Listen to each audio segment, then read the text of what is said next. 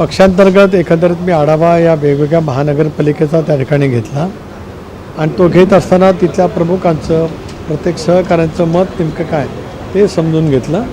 या विषयावरती आज रात्री मी राष्ट्रीय अध्यक्ष आदरणीय अजितदादा, राष्ट्रीय कार्याध्यक्ष प्रफुल्लभाई यांच्याजवळ सुद्धा चर्चा करेन।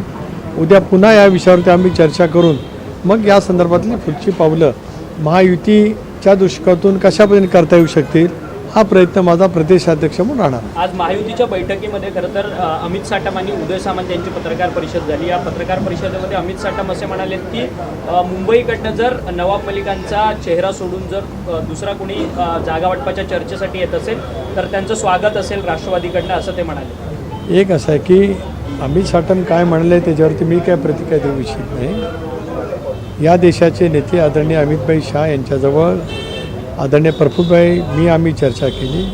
राज्याच्या मुख्यमंत्री महोदयांजवळ सुद्धा काल दादा आणि माझी चर्चा त्या ठिकाणी झाली। आज सकाळी दादा, मी, प्रफुल्लभाई अशी आम्ही सखोलपणाने चर्चा केली। या संदर्भामध्ये आज दादांशी बोलल्याच्या नंतर मी स्वतः प्रदेशाध्यक्ष आहे। शेवटी मुंबईसह सगळा विभाग हा प्रदेशाध्यक्षांच्याच अखत्यारीत त्या ठिकाणी येत असतो।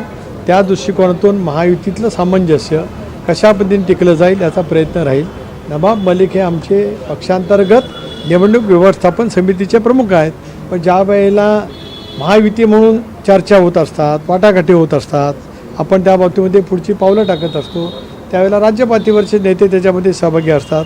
बघू या संदर्भातला निर्णय आज किंवा उद्या सकाळपर्यंत होईल। मुंबई स्वतंत्र लढणार की महायुतीतून लढणार असं अजून त्या विषयावरती चर्चा चालू आहे। ज्यावेळेला निर्णय होईल त्यावेळेला आम्ही नक्की त्या विषयावरती सांगू।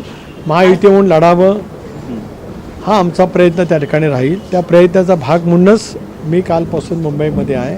उद्या परवा या बाबतीमध्ये पुढील चर्चा आम्ही सकारात्मक करू आणि मग अंतिम जो निर्णय तो आपल्यासमोर ठेवू।